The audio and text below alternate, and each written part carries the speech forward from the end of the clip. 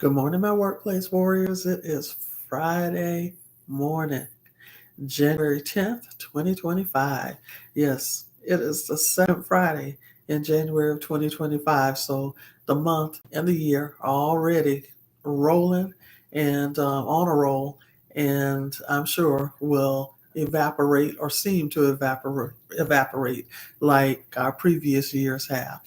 But welcome to this Friday morning live. And before we get started, I am so excited. We actually have snowflakes coming down in metro Atlanta. Now, I know that those of you who will be watching from states that always get snow, you're like, so what?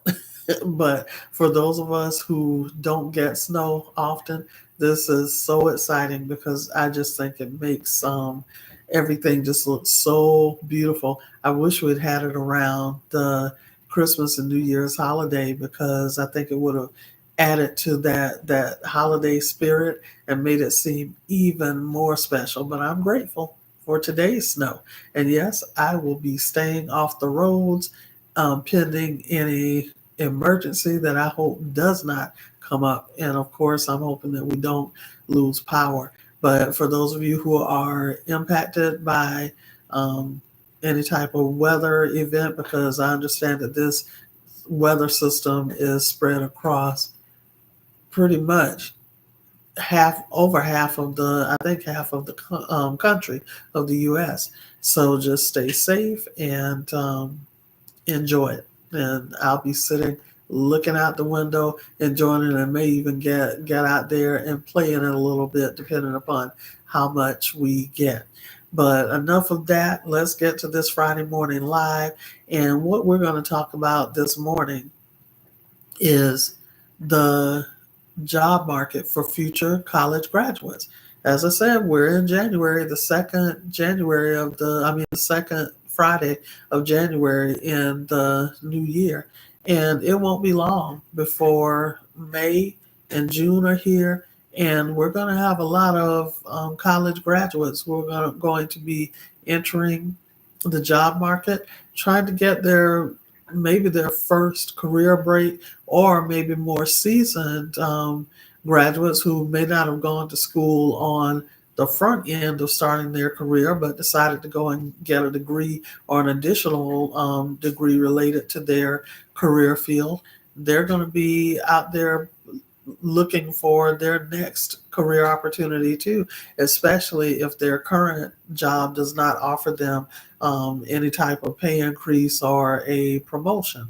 So I ran across this article on Google News. Yes, I chose a different resource today. You know, I love MSN, Money and Careers, but ran across this article on Google News and thought that it was very fitting for today's discussion. So the title of the article, in case you want to go look it up, is Finding Employment Post Graduation. And you can go to Google News and find that. I don't put the link to the article in the description of the video because the video of this live, because when I did that with another live, I got a copyright or plagiarism strike or what have you. Even though I was just discussing the article, I did not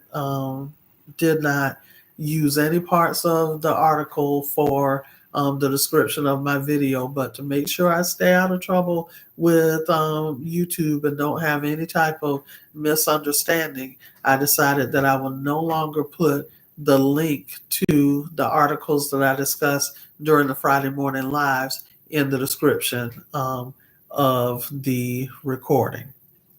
So let's look at what this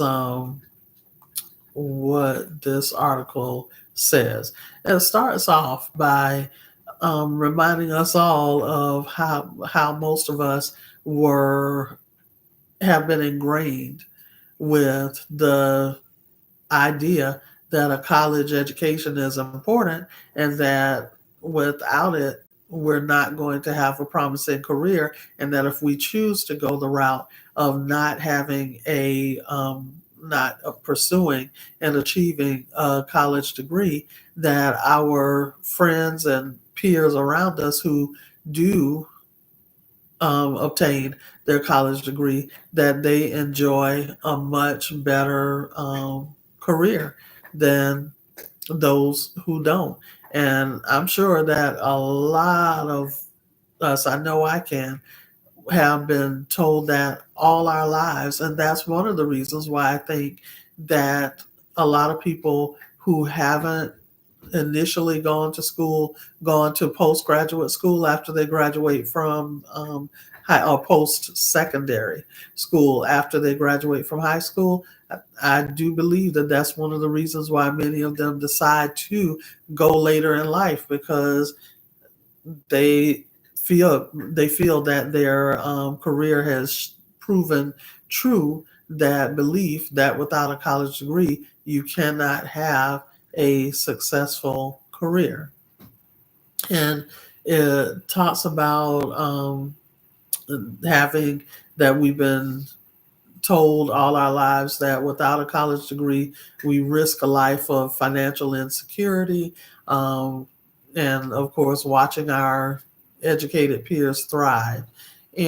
But there is a different reality possibly happening today. Now, I am not minimizing by any means the importance of a college degree, because, as you all know, I hold a bachelor's from the University of South Carolina and a master's from American Intercontinental University. And I am so happy that I do. And I also feel that if I did not have that educational background, that I would not be in the position that I'm in today as Associate Director of Human Resources. And on top of that, my organization is a higher education organization. It's the state of Georgia's um, policy system for the all of the states, universities, and colleges across the state of Georgia. So yes, I am a proponent of post-secondary education. I think that it can add so much enrichment to your life and to your career. So just want to make sure there's no misinterpretation there, and I champion our students and our faculty on our university and college campuses every day, every day, and know that the work that I do helps the organization to run more efficiently and more effectively, and to serve the students and the faculty and staff better.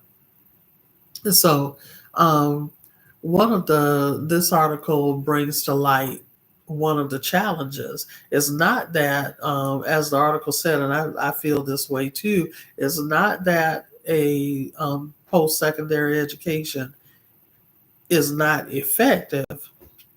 Maybe we need to look at how to enhance it a bit more. And one of the hurdles that recent graduates and upcoming graduates may be facing is gaps in preparation.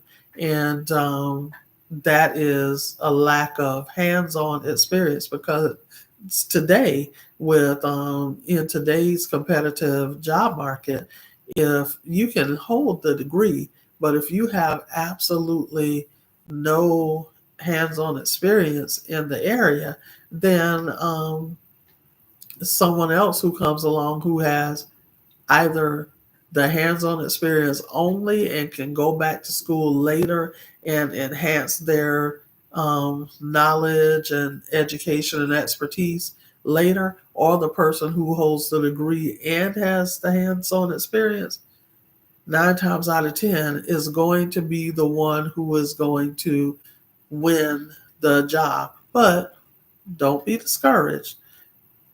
Take this into consideration. Even though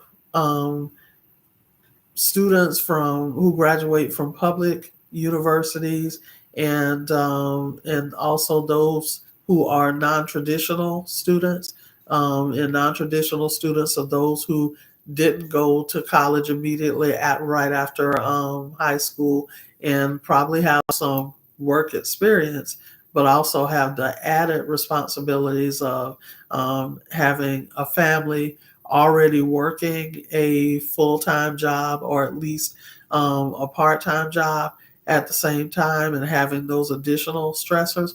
They may not have, the non-traditional students may not have room in their schedule to accommodate things like internships, shadowing, and especially if their degree is not related to their current functional area of expertise where they go to work every day. It is going to pose some challenges.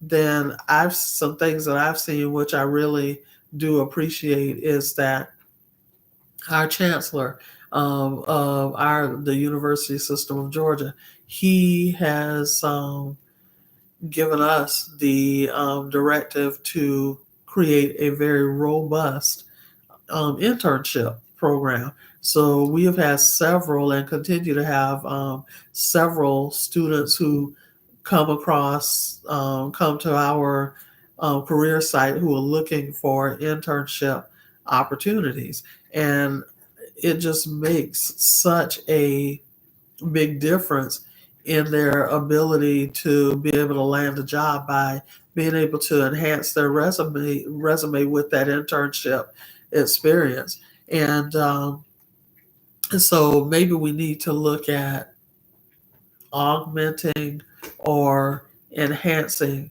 the non-traditional students' exposure to their area of expertise, or for those who are with public universities. And I'm not sure why. I'm not sure what the difference is between graduating from a private university versus a public college or university. Maybe private universities have more robust internship and shadowing type programs or externships than public universities normally do. I would like to have an opportunity to speak with the author of this article. Her name is Sharon, no, Stephanie Shaver, and actually she is in from, I don't know if she's originally from South Carolina, but she is working at a newspaper news organization in South Carolina, which is my home state. So go go Gamecocks. But I would love to have a talk with her to get a deeper understanding of what she means there about the difference in preparation between public college and university graduates versus private college and university graduates.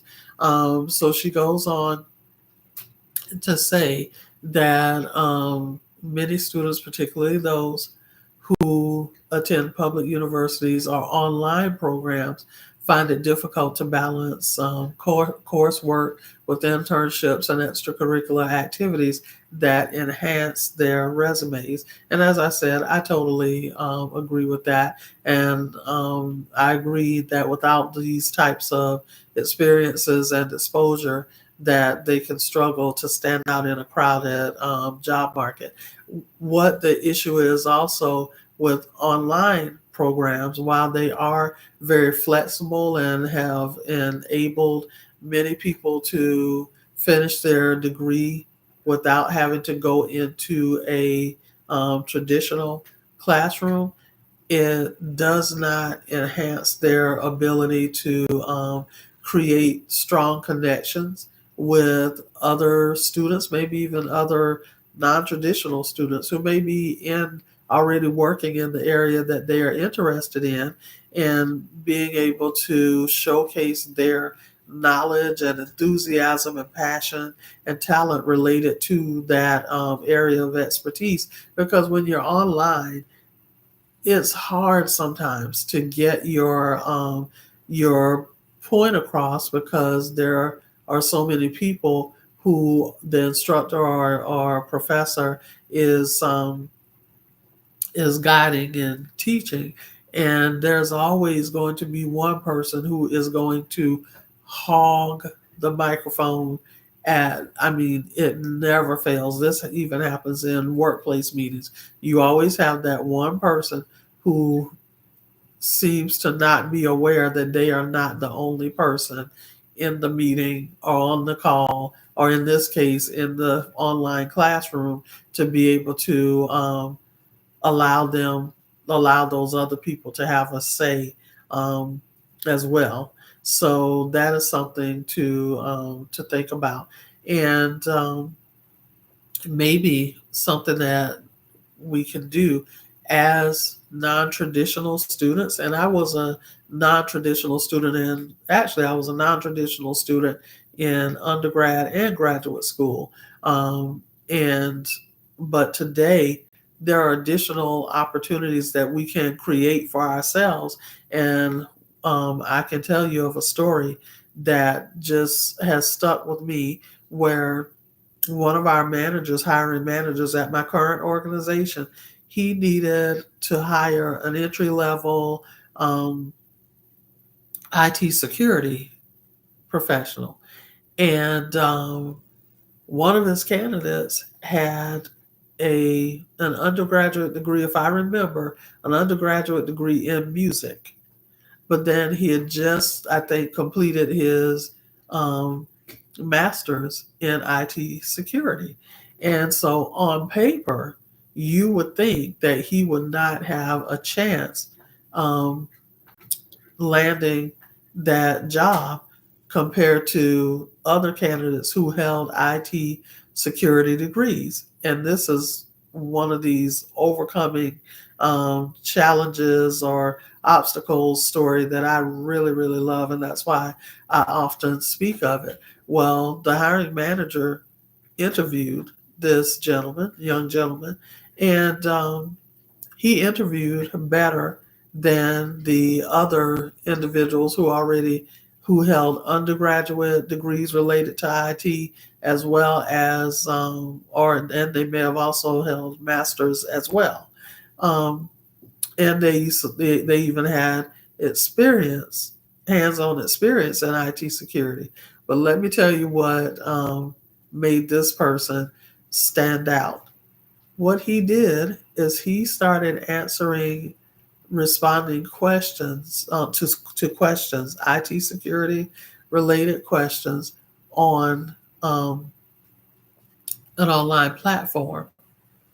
Then, well, no, let me back up. I'm not sure if that's how he started out. What he did was he created his own blog on IT and IT security, and he marketed his blog and to people who had an interest in that field of expertise. And what he started doing is he used his education and what have you to answer questions that his online blog subscribers had, and he grew that blog and he utilized it as sort of his professional portfolio during during his interview with this hiring manager. This hiring manager was blown away, and when he reached out and told us in human resources how who he wanted to hire, we questioned, how is this person more qualified than others who we see in your candidate pool, because what we require is that our managers have to interview at least 3 people for each one of their vacancies. And when they make their selected hire decision, they also have to provide HR with the notes, with the interview notes from their selection committee regarding how the interviewees performed during the interview. And this young gentleman, knocked it out of the park. He outshined the other 2 candidates who were interviewed um, for the position, because he was able to discuss his area of expertise in a way that they were not able to. And this is what I tell people who I coach all the time. You always need to be able to tell your career story better than anyone else. And that's what he did. And he landed the job, and the manager said, he said, Cynthia, listen, this young man started his own blog. He brought proof of that, where he's responded to questions to people who subscribe to and visit his blog. And he said when we asked him the interview questions, he was able to answer them in a way that was far better, than and much more impressive, and showed his level of IT and IT security knowledge above and beyond the other two interviewees who already held undergraduate degrees in IT, or IT security. And that's how he won the position. And that makes me think about another story where I was in when I worked for another government organization prior to my current organization. I was in an HR professionals meeting, and the director of HR asked, we were looking at possibly revamping the recruitment process for county government. And the HR director asked the group there, who is the best candidate for the job? And of course, one person immediately said the person with the most experience.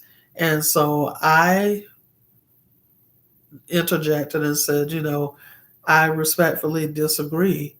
I feel that it's the person who interviews best and can tell their career story best, or answer the questions best and relate them to real life examples that they have experienced.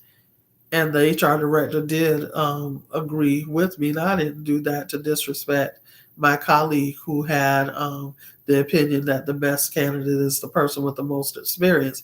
But through my experience, personal experience, and through my observations, I had come to believe very strongly that the best candidate for the job is not always the person with the most experience. And I knew that because I've proven that in my career as well. And so that's how I feel, and that's how I still feel till to today. And because that meeting took place, I guess probably about 8 years ago. No, probably more than 8 years ago. Probably about 9 years ago.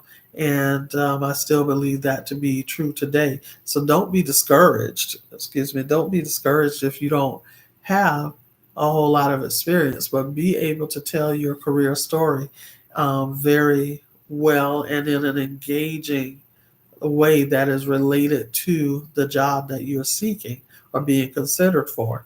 Um, and this article goes on to say that non-traditional students often cannot attend networking events or join campus organizations or what have you. You may not be able to do that, but let me tell you what you can do that can enhance your improve your visibility in your area of expertise and enhance the perception of your expertise. I mean, tenfold. One is going on Quora.com and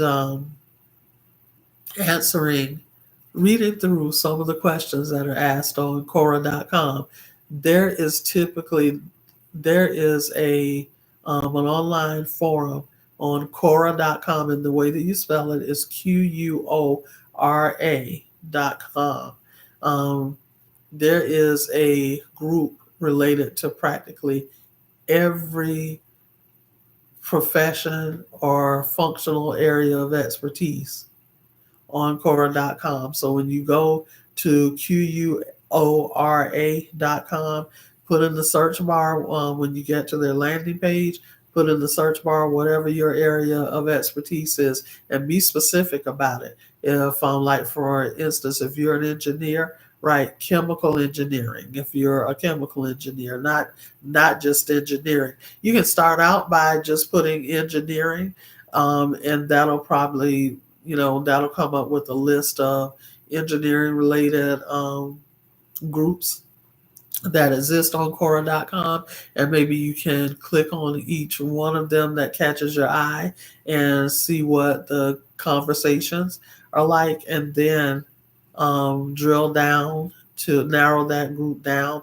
and determine which ones you may want to engage with. Maybe one or two, I would say no more than three, but go in there, see what types of questions are are asked, then do your research and see where you can find those answers to those questions, and just continue to build your knowledge. Then when a question comes up that you have the answer to, make sure that you engage with that question writer, with the person who submitted the question, and submit an answer. And you'll see that there will be others who will have answers to the question as well, but don't let that deter you.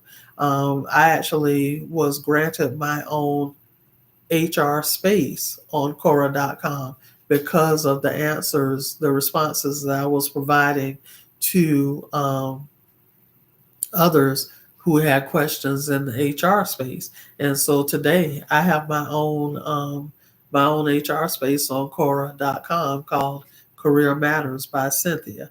So that's one way that you can enhance your level of expertise in your area, or that you can gain increased perception of expertise by other professionals in your area. Then another way that you can do is just like the young man that I told you about. Start your own blog and just start writing start writing posts about your area of expertise. And sooner or later, you will start to, you'll become more knowledgeable in your area.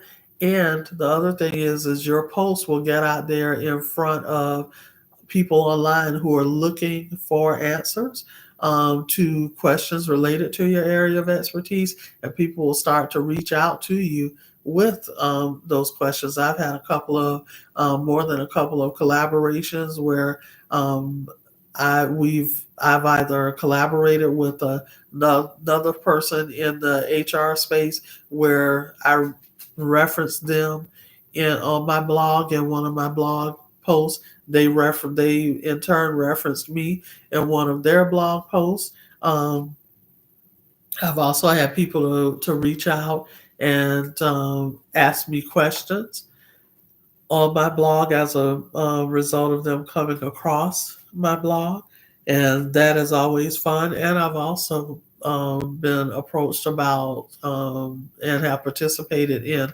online forums on human resources, and you can do the same with your area of expertise as well. So don't let the fact that you may be a non-traditional student or a non-traditional graduate be don't let this stumbling block or this perceived stumbling block stop you from being successful in your career. This article goes on to talk about, and also make sure that you have a robust presence on LinkedIn.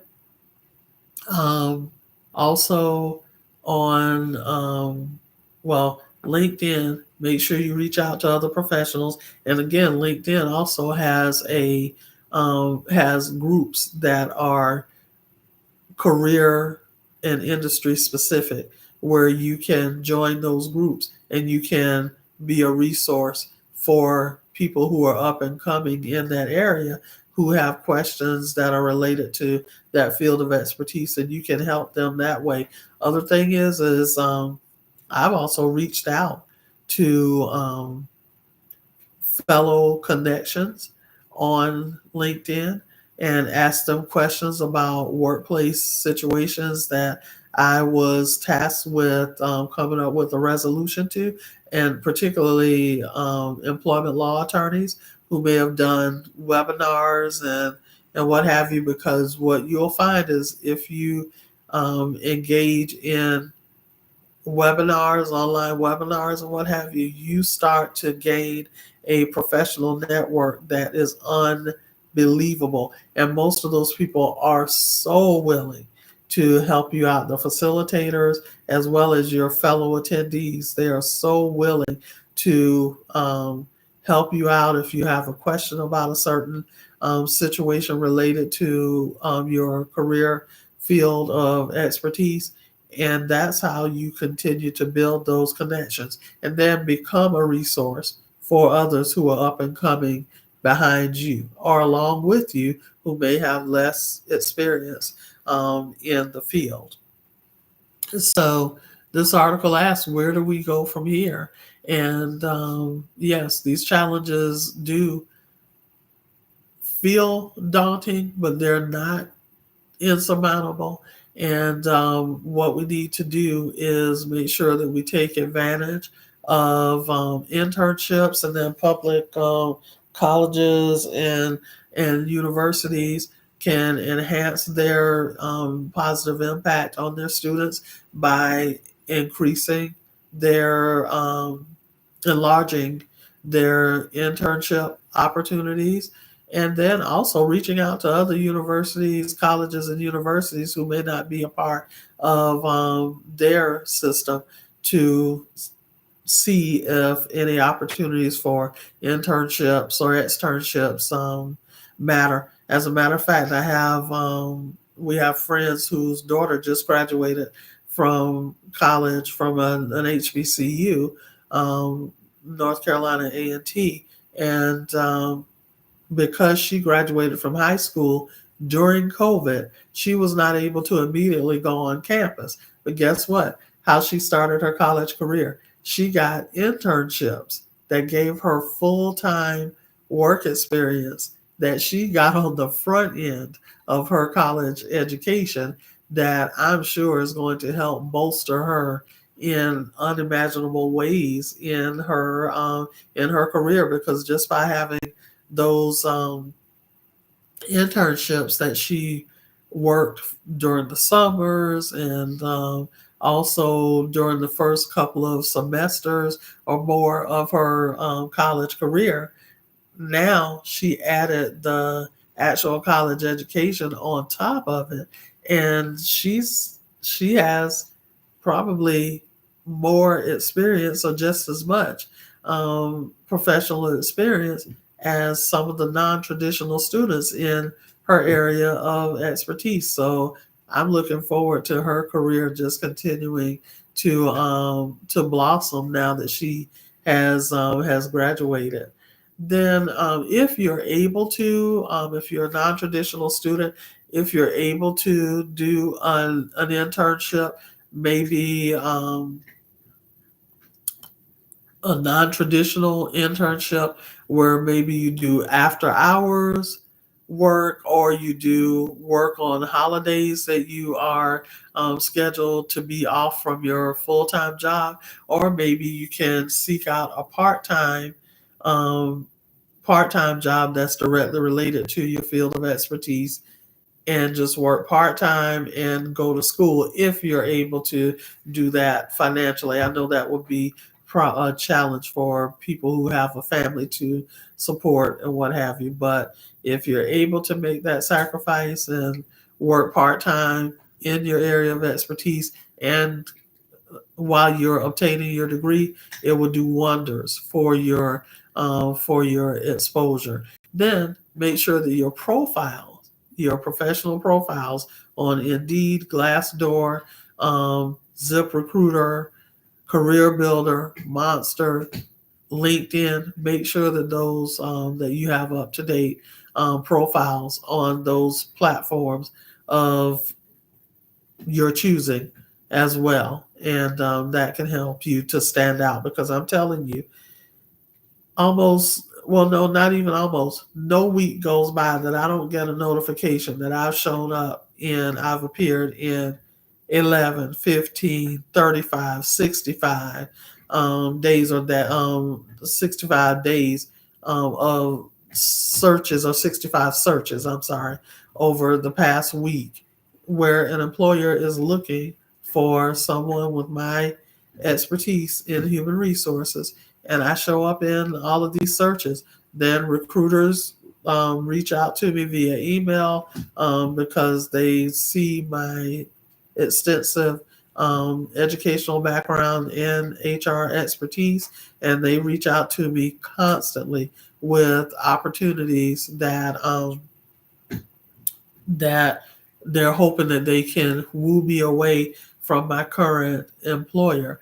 And even if you're not in a current job search, I would say never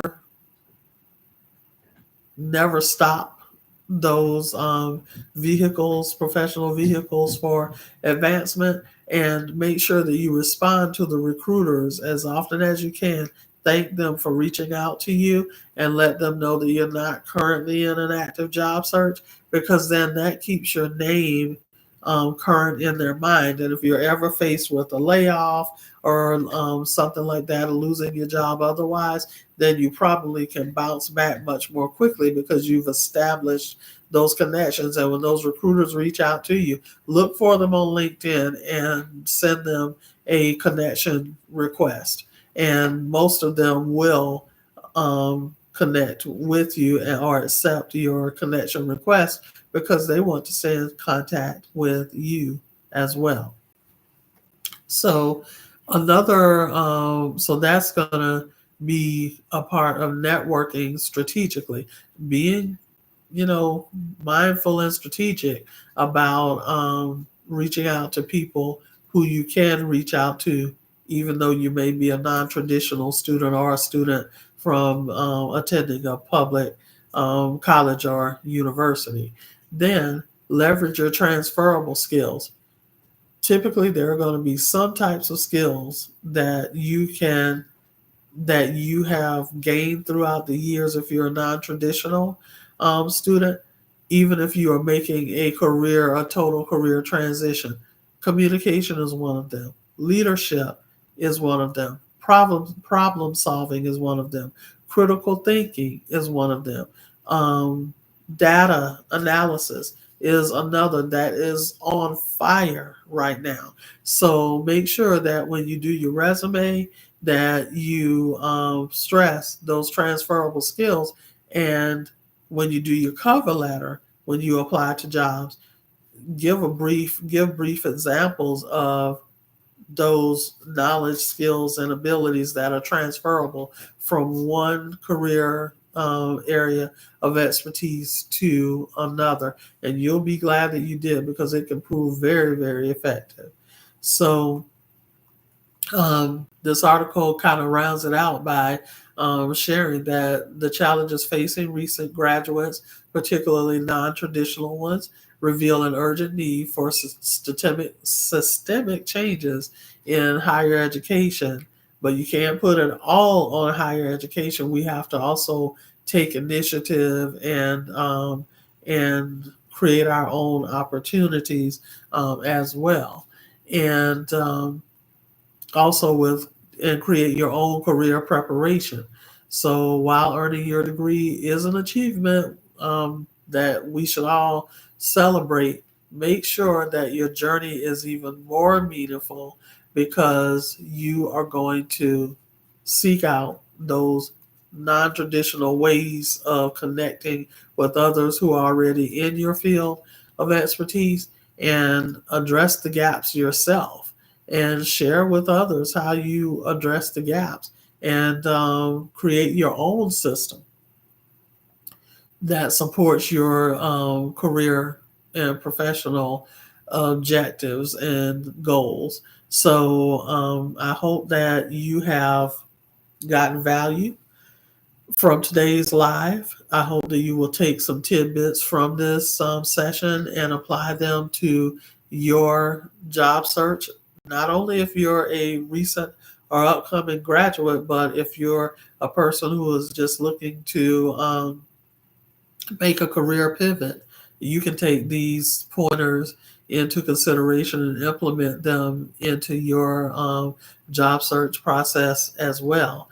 And if you did find value, smash that like button and let the algorithms know that others need to have access to this information, and share this with others who you know could utilize this information.